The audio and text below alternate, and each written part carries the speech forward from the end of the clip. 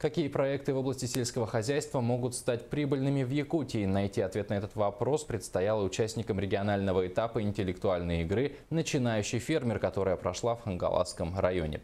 Школьники со всей Якутии составили бизнес-проекты на самое успешное производство, рассказывает Виолетта Засимова. В село Кердем второго Жемконского наслега съехались команды из 16 агропрофилированных школ республики.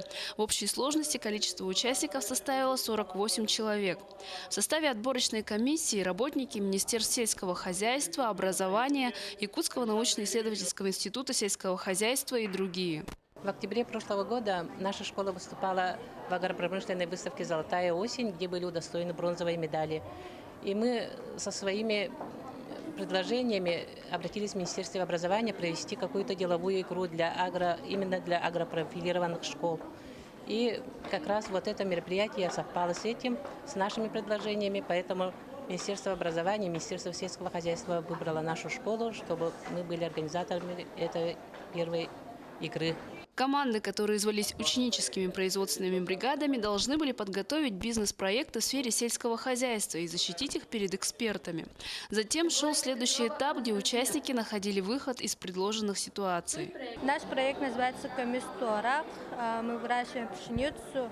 В этом году мы посадили на 30 соток. Мы пока начинающие. Мы с прошлого года только начали выращивать.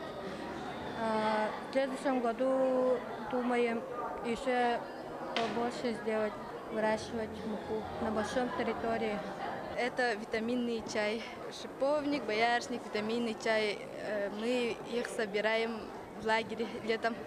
В результате однодневного отборочного этапа победителями и обладателем путевки на всероссийский этап игры «Начинающий фермер» стала команда «Сетим» из второго хамустахского наслега Намского улуса с проектом по разведению баранов.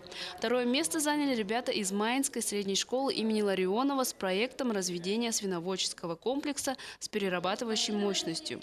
Третье место – ученики второй Жемконской СОЖ с проектом создания материально-технической базы крестьянско-фермерского хозяйства.